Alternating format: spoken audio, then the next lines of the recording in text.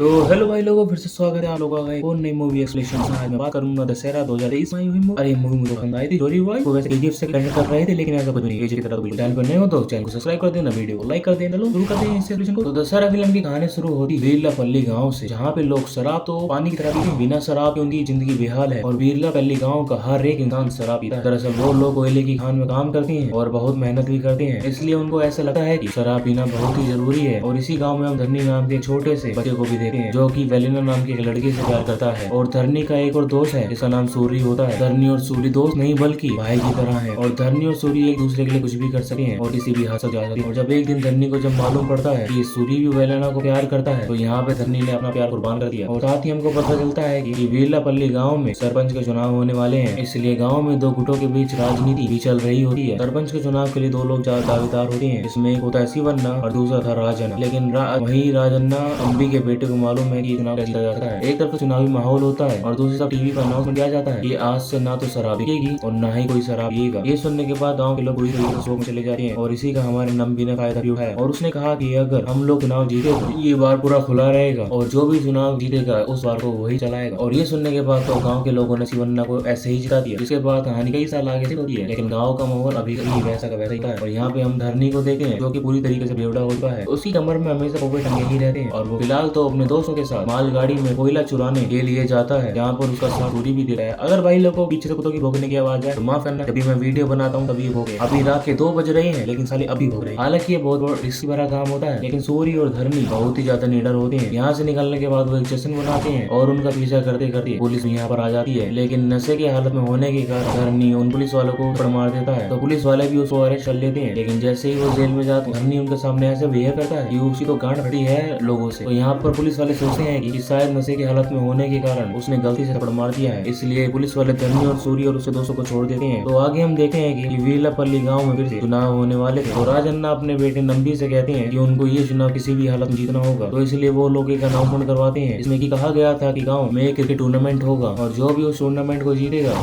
उस टीम के एक आदमी को बाहर के कैशियर के रूप में जगह दे देंगे। क्योंकि अब वीरलापल्ली एक छोटा सा गाँव है, इसलिए कैशियर की जॉब उनके लिए बहुत ही बड़ी थी। और आगे हम वेनिला को देखते हैं जो की आंगनबाड़ी में टीचर होती है और वो अपने घर को चलाने के लिए काम करती है और साथ ही आंगनबाड़ी से ही वो कुछ सब्जी और अंडे वगैरह चुराती है। और यहीं पे हमको पता चलता है कि वेनिला और सूरी एक दूसरे से प्यार करने लगे हैं। दोनों एक दूसरे के लिए कुछ भी कर सकते हैं। दोनों ने सपना देखा है कि वो जल्द से जल्द शादी कर ले, लेकिन सूरी कुछ भी नहीं करता है, वो तो बस कोयला चुराता है और इसलिए इसके घर वाले नहीं मान रहे हैं। और कुछ दिनों के बाद वेनिला की माँ वेनिला से कहती है कि कल उसको लड़के वाले देखने के लिए आ रहे हैं। ये सुनने के बाद वेनिला का दिमाग खराब हो जाता है और वो तुरंत ही सूरी के पास होती है और उसको वो ये बात बता देती है कल उसको देखने के लिए लड़के वाले आ रहे हैं। और साथ ही यहाँ पे वेनिला सूरी से कहती है कि अगर मेरी शादी तुमसे नहीं हुई तो वो मर जाएगी। जब ये सारी बातें धरनी सुनता है तो वो पूरी तरीके से बौखला जाता है और तुरंत ही वेलिना के घर हो जाता है। वो यहाँ पर वेलिना की माँ से कहता है कि वेलिना और सूरी एक दूसरे से बहुत प्यार करती हैं, तो उनकी शादी क्यों नहीं कराती। इस वक्त वेलिना की माँ धरनी से कहती है कि सूरी सिर्फ कोयला चुराने का काम करता है, ऐसे तो किसी भी लड़की को अपने हाथ में नहीं दे सकते हैं। अगर सूरी कुछ अच्छा करेगा तो जरूर वो लोग वेलिना की शादी उससे करवा देंगे। तो यहाँ पे धरनी वेलिना की माँ से कहता है कि हर बार टूर्नामेंट हमें जीते हैं और इस बार जो भी टूर्नामेंट जीतेगा तो उसको बाहर में कैशियर की जॉब मिलेगी। तो अगर सूरी को ये जॉब मिल जाती है तो आप वेनिला की शादी सूरी से कराएंगे, जिसपे की वेनिला की माँ हाँ कर देती है। अब अगले दिन नंबी धरनी को बुलाता है। दरअसल नंबी को मालूम है कि धरनी बहुत ही अच्छा क्रिकेट खेलता है और वो लोग इस टूर्नामेंट को जरूर जीतेंगे, इसलिए नंबी यहाँ पे धरनी से कहता है कि उनको ये टूर्नामेंट हारना होगा। दरअसल नंबी कैशियर की जॉब अपने एक आदमी को दिलवाना चाहता है और साथ ही नंबी यहाँ पे धरनी से ये भी कहता है कि अगर वो मना करेगा तो वो उसे टांगे तुड़वा देगा, क्योंकि नंबी एक हुंकार किस्म का आदमी है। तो अगले दिन मैच शुरू होता है जहाँ पे धरनी का क्रिकेट मैच में बिल्कुल भी ध्यान नहीं लगता, उसकी तो फटी पड़ी। सामने वाली टीम ने 264 रन मार दिए थे और यहाँ पर आधी टीम सिमट चुकी थी समेत सूरी। धरनी ने पैर में चोट लगने की बहाने से बैटिंग करने के लिए नहीं गया था, लेकिन जब वो वेलिना को उदास देखता है और वेलिना जब कहती है कि शायद अब उसकी शादी सूरी से नहीं हो पाएगी और शायद वो ठीक से नहीं जी पाएगी, ये सुनने के बाद तो धरनी का दिमाग खराब हो जाता है। वो तुरंत ही बैटिंग करने के लिए जाता है और सामने वाली टीम को उसे छुड़ा देता है और इस मैच को बहुत आसानी से जीत लेता है। इसके बाद कैशियर की जॉब सूरी को मिल जाती है। तो अब सूरी कैशियर बनने वाला था और जो टीम जीती है और उनको 15 दिन के लिए शराब मिलेगी, इसलिए धरनी और उसके साथी खूब शराब पीते हैं। लेकिन नंदी के हम आदमियों के मुंह हुए क्योंकि कैशियर की जॉब उनको मिलनी थी, इसके लिए वो सूरी से झगड़ा कर लेते हैं और उनको यहाँ पे झगड़ते हुए धरनी दे लेता है। और जब धरनी देखता है कि उन लोगों ने सूरी की कॉलर पकड़ी है तो धरनी यहाँ पर आकर उनको बहुत ही बुरी तरीके से मारता है। इसके बाद धरनी और उसके सभी दोस्तों को जेल हो जाती है। लेकिन जब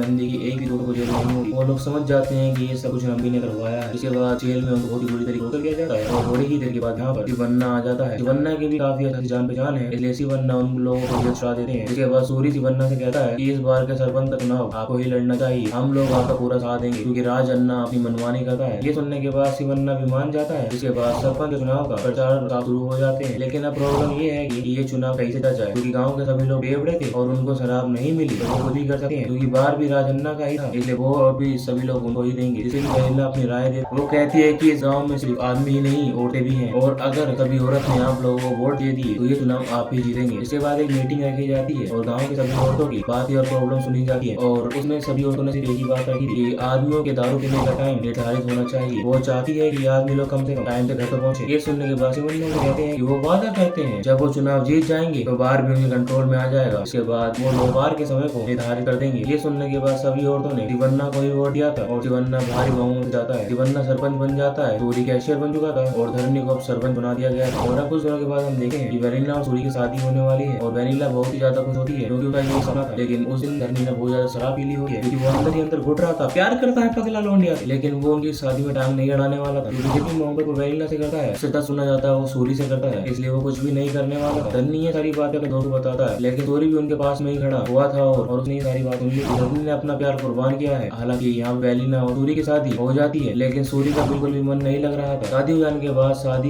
वाली रात सूरी तुरंत ही धरनी के पास जाता है जो कि बार में बैठा हुआ था। इससे पहले कि धरनी और सूरी आपस में बातें कुछ कर पाते, यहाँ पर ढेर सारे लोग आ जाते हैं। उन लोगों ने अपने फेस को कवर किया हुआ था, इसलिए उनका चेहरा ठीक से दिखाई नहीं देता, और वो लोग आते ही सूरी और धरनी के दोस्तों को मारने लगते हैं। वो सिर्फ मार नहीं रहे थे, बल्कि वो लोग धरनी और सूरी के दोस्तों को जान से मार रहे थे। वो पूरे गाँव में उनको दौड़ा दौड़ा कर मारते हैं और अपने कुल्हाड़ी और हंसिये से उनको बेरहमी से काट डालते हैं। क्योंकि अब धरनी ने बहुत ज्यादा शराब पी ली थी, इसलिए यहाँ पे सूरी पूरी किसी तरीके से उसकी जान को बचाकर यहाँ से भाग निकलता है। सूरी यहाँ पे धरनी को साइकिल पर बिठाकर ले जा रहा होता है, लेकिन बीच रास्ते में ही एक आदमी अचानक से उसे उड़ा डालता है, और ये देखने के बाद तो धरनी पूरी तरीके से हो जाता है, वो भी उतर जाती है। उसको समझ में ही नहीं आ रहा था कि आखिर ये क्या हो रहा है। और अगले दिन गाँव में पूरी तरीके से मातम का माहौल होता है। यहाँ पे धरनी के 4 दोस्त मारे गए थे, जिसमें कि धरनी पूरी तरीके से टूट गया था। धरनी को मालूम है कि वो इसमें कभी भी उभर नहीं पाएगा। अब अगले दिन पंचायत की बैठक में सभी को बुलाया जाता है। धरनी के सभी दोस्त यही लोग विक्टिम थे। उससे पहले कि लोग बोल पाते, यहाँ पर नंबी आता है और वो सभी पंचायत के सामने इन लोगों से कहता है कि वो लोग और कोई नहीं बल्कि नक्सली थी। नंबी उनसे कहता है कि इन लोगों ने शराब पी हुई थी तो इनको कुछ भी याद कैसे रह सकता है, और धरनी उनसे कहता है कि वो अगर लोग नस्ली होते तो हमको दौड़ा दौड़ा कर नहीं मारते। लेकिन यहाँ पर नंबी उनसे कहता है कि उनको कैसे याद है, वो तो शराब की हालत में थे और जिन लोगों ने इनके ऊपर हमला किया था उनके कोई सबूत भी नहीं थे। लेकिन धरनी को सब कुछ याद है। वो जहाँ जहाँ भागे थे धरनी उस रात वहाँ फिर से जाता है और वहाँ से तलवार खोज निकालता है जिस पर कि नंबी का नाम लिखा होता है। और ये देखने के बाद उसका दिमाग खराब हो जाता है। वो तुरंत ही नंबी के घर पर पहुंच जाता है, जहाँ पे वो एक आदमी को मारकर अंदर घुस जाता है। लेकिन वहाँ पर नंबी नहीं हो रहा है, अगर उसकी वाइफ होती है। उसकी वाइफ कहती है कि नंबी बाहर गया है, जिसमें कि धरनी नंबी की वाइफ से कहता है कि वो नंबी को जान से मार देगा क्योंकि ये हमला उसी ने करवाया है और सूरी को भी उसी ने मरवाया है। जिसमें कि नंबी की वाइफ धरनी से कहती है कि नंबी ने सूरी को नहीं मरवाया था, बल्कि नंबी ने ही सूरी को मारा था, वो भी वेनिला के लिए। ये लोंडा भी हमारा वेनिला को प्यार कर रहा है। एक अनार है और 3 बीमार है। उसके अंदर वेनिला के प्रति प्यार नहीं, एक हवस है, इसलिए वो वेनिला को किसी भी हालत में पाना चाहता है। नंबी को वेनिला के बारे में सब कुछ मालूम है। उसके पास कितनी साड़ियाँ हैं, कितनी अच्छियाँ हैं और कितने ब्लाउज। उसके पास कौन से कलर की साड़ी नहीं है उसको ये भी मालूम है। वो अपनी खिड़की से हमेशा वेनिला को देखता रहता है। और एक दिन जब नंबी वेनिला को देख रहा था तो पेड़ में बीच आ गया, उसने पेड़ को ही जला दिया। तो यहाँ पे नंबी की वाइफ धरनी से कहती है कि तुम नंबी को छोड़ो, वेनिला को बचाओ, क्योंकि अगर तुमने कुछ नहीं किया तो बेचारे के साथ बहुत कुछ बुरा हो जाएगा। तो अगले दिन वेनिला के श्रृंगार और मंगलसूत्र उठाए जाते हैं। तो यहाँ पर धरनी पहुंच जाता है और उतरे हुए मंगलसूत्र को वो फिर से वेनिला को पहना देता है और अपने साथ लेके चला जाता है। एक दिन वेनिला धरनी से कहती है कि तुमने ऐसा क्यों किया, जिससे कि धरनी उसे कहता है कि सूरी मेरा दोस्त था और तुम भी मेरी दोस्त हो, और वो अपने दोनों दोस्तों को ऐसे नहीं देखा। हालांकि धरनी तो